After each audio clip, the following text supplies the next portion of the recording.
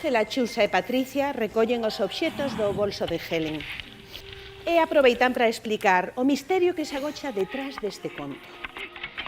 Wait, Helen Keller. The blind and deaf one? Yes. Why would Isn't she she a not real be? person? Yeah, I've seen a play about it. Hola, Helen. Queríache comentar un par de cousas. Non sei moi ben como facer. Ángela dille a Patricia que pode empregar a lingua de signos, que é moito máis cómodo e eficaz. Que a maioría das persoas sordocegas hoxe empregan a lingua de signos apoiada. Algo está fallando, Helen, cando ademais hai tanta xente moza que non consegue verte como algo real.